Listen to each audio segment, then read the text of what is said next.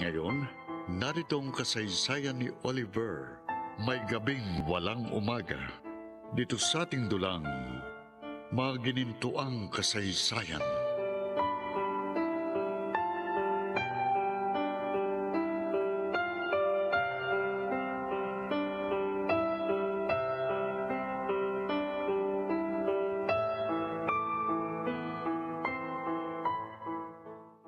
Ako po si Jackie, anak po ni Mommy Geraldine.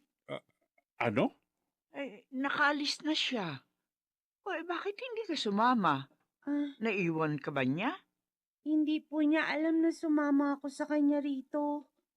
Nagtago po kasi ako sa compartment ng kotse niya. Ha?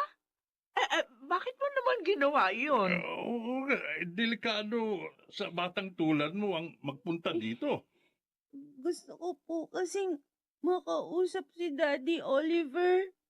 Marami po akong gusto sabihin sa kanya. Gusto mo makausap ang alaga ko?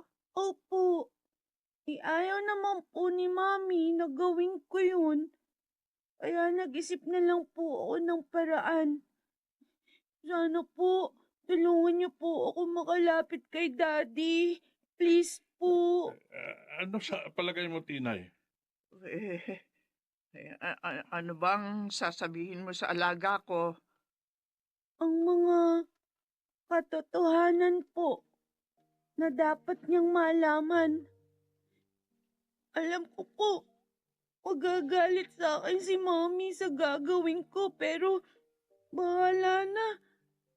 Hindi ko na po kasi matiis ang ganito eh. Kaya please po, ipakausap niyo po sa akin si Daddy.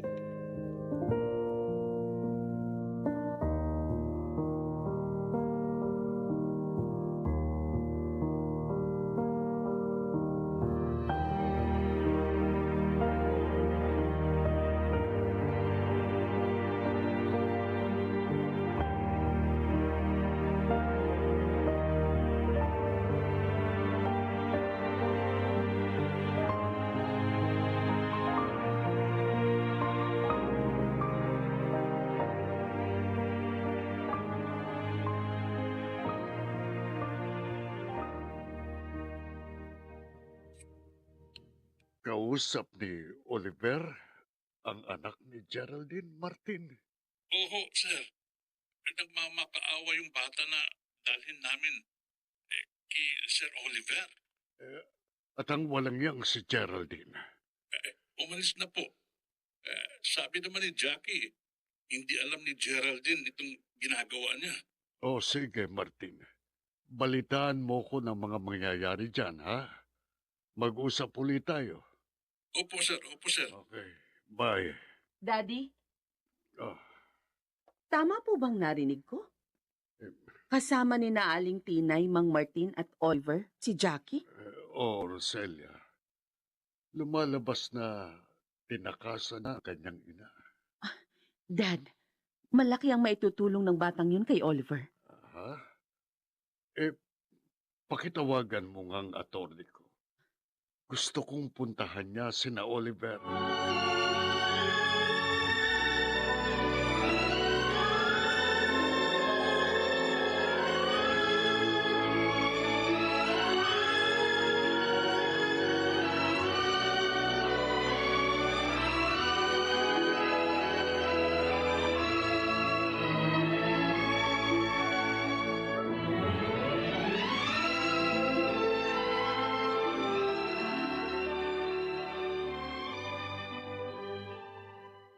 Daddy! Daddy Oliver! Daddy ko! Jackie, paano ka? Lumapit siya sa amin nang makaalis si Geraldine. Palihim daw siya sumunod sa mami niya. Alam niyo nagpunta rito ang babae ko na Aling Tinay? Oo, inausap ko siya. Sinabi ang katotohanan na hindi naging karelasyon ni Paulina ang daddy mo. Si Paulina ang nahibang kay Sir. At ano pong nangyari? Ayaw niyang maniwala sa akin. Galit na galit pa rin siya. Sarado na talaga ang isip ng babae yun. At, si Jackie, paano siya nakarating dito? Sumama po ako sa pag-alis ni Mommy nang matiyak kong dito siya pupunta sa inyo. Ha? Nagtago po ako sa compartment ng kotse niya, Daddy. Kasi po, gusto ko na kayong makita eh. Pero ang sabi ng mami mo, galit ka sa akin. Kaya sinadya mong papuntahin ako sa inyo Hindi po. para siyang mapahamak ng mga pulis. Hindi po totoo yun, Daddy. Ha? Ginagamit na naman po ako ni Mami sa pagganti niya sa inyo ng daddy niyo. Siya lang po ang may malaking galit sa inyo. Oh, salamat, Jackie. Hindi po ako maaaring magalit sa inyo, Daddy. Kayo po ang nagligtas ng buhay ko eh. Napakabuti niyo po sa akin. Ang totoo, nahihiya nga po ako sa inyo. Nahihiya. Kasi niloko po kayo ng mami ko. Sinabi niyang anak niyo ko kahit hindi naman pala.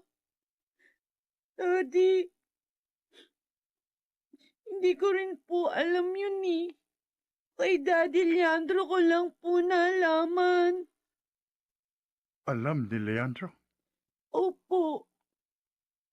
Binigay pa nga niya sa akin ang resulta po ng DNA test namin. Ito po.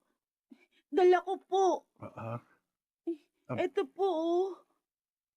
Oh, Diyos ko. Ako palang huling nakaalam. Dad, hindi po kayo dapat nakakulong dito. Kahit po makasuhan, hindi po dapat yun. Kasi wala naman po kayong kasalanan eh. Alam mo bang nangyari ng mga sandali yon, anak? Opo. Nakita ko po ang lahat. At nang pumatay po sa tunay kong daddy, ay ang mami ko po. Ako, Diyos ko. Hindi ko akalan. Naging ganito kasama ang anak ni Paulina. Pero bakit? Bakit niya ginawa yun sa daddy mo? Kasi gusto po ni daddy na sabihin na sa inyong totoo. Ayaw po ni mami. Kasi masama po ang balak niya sa inyo ng daddy mo po. Hindi ako makapaniwala sa nalaman ko. Ang isa pang problema ngayon, Sir Oliver, Oh, ay ang pagbalik ni Jackie sa kanila. Ayoko na po bumalik sa amin. Tiyak po sasaktan ako ni Mami dahil sa mga sinabi ko.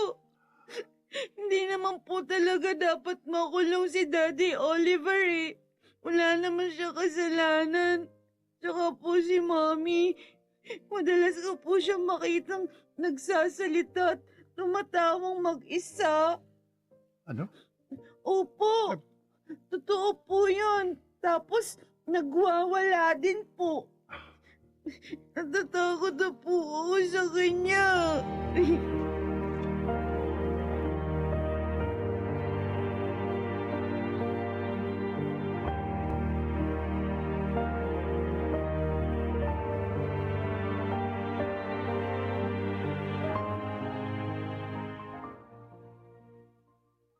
Napakasama talaga ni Geraldine. Kung tutusin, hindi siya bagay maging ina eh. Dahil hindi siya naging mabuting halimbawa. Tama ka, iyo. Ipinakita niya sa batang paningin ng kanyang anak ang kanyang kasamaan. Eh, paano na po ba ang bata ngayon, Tito Eleno? Narito sa amin ngayon ang bata. At ang abogado ko na ang nag-aayos para maprotektahan si Jackie. Dahil sa kasamaan ni Geraldine, kahit ang anak niya, ayaw na sa kanya. Natatakot na. Eh, ang kaibigan ko po, narito na po ba siya, Tito? Mamaya lang narito na sila ni Atty. Kaya makasama ko ng muli ang aking anak.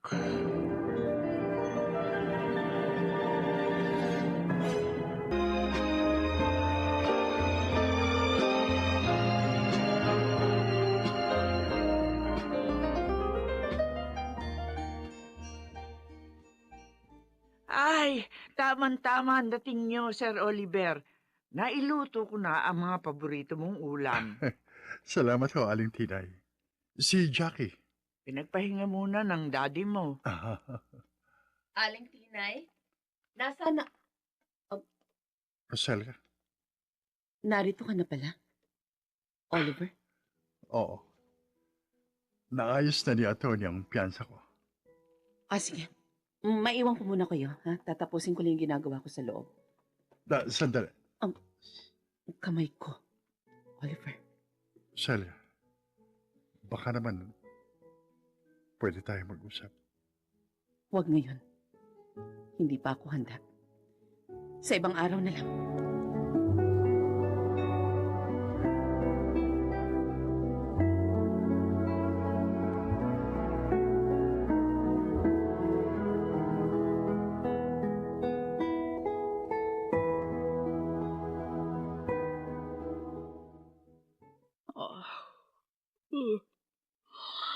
Ang haba yata ng tulog ko ah. Mabuti na lang pala, may malapit na hotel doon sa pinuntahan kong bar. Nakatulog ako ng masarap sa hotel na ito. Ayun nga lang, medyo masakit ang ulo ko. Sa dami ba naman ang nainom kong alak kagabi? Dito na lang ako magla-lunch. Tama. Lunchtime na naman eh. Si Jackie nga pala. Umaga pa nang iwan ko kahapon sa bahay. Kaya naman niya mag-isa eh. Tsaka maraming pagkain dun sa bahay. Kakain na lang muna ako rito bago umuwi.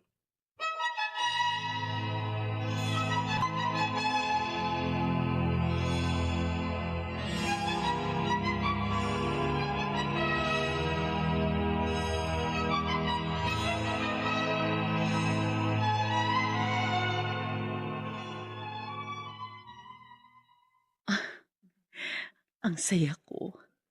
Nakalaya na si Oliver sa pagkakakulong. Nakapagpiyansa na siya. At ngayon, dahil sa batang si Jackie, malaki ang chance niyang mawalang sala sa bintang sa kanya. Kaya lang, parang hindi pa rin ako handang tanggapin siyang muli. Kahit na nga, mahal ko pa rin siya. Ma'am Roselia? Jackie? Nagulat naman ako sa'yo. Sorry po kung nagulat ko kayo. May sasabihin lang po sana ako sa inyo. Ano yun? Sana po wag kayong magalit sa akin. Kasi narito po ako. Gusto ko po kasing matulungan si Daddy Oliver. At dito ko lang po naiisip na magagawa ko po yun.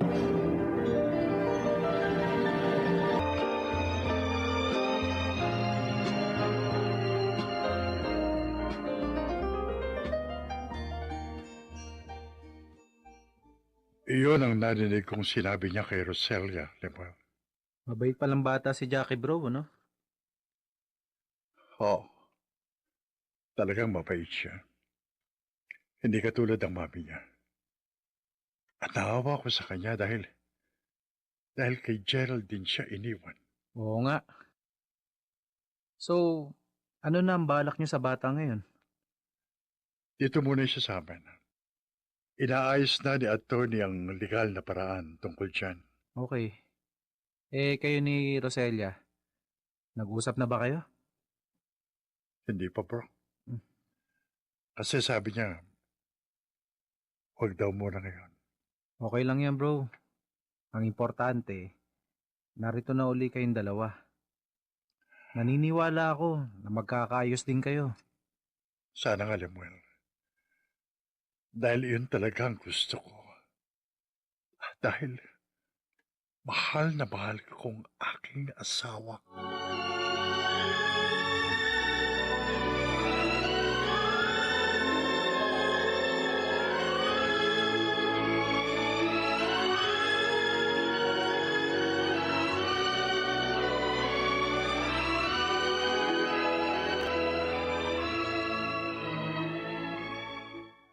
Jackie?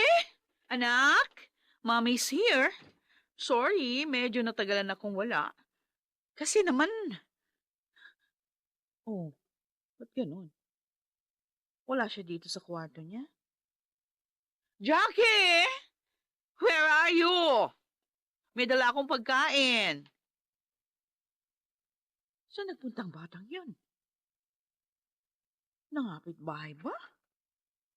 Ay, nako! Ginagalit ako ng batang yon. Alam naman niyang ayoko ng ganito!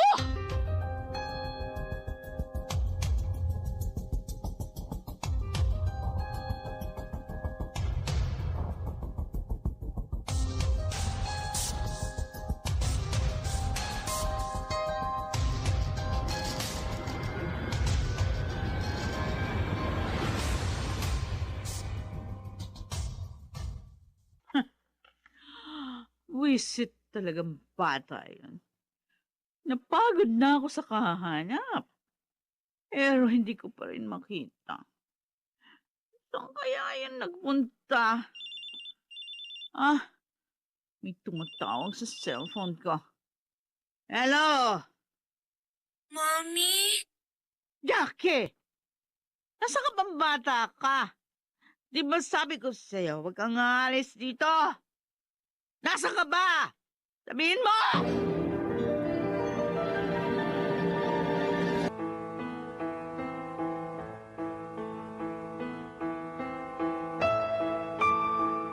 Ano ang gagawin ni Geraldine sa pagkakataong ito?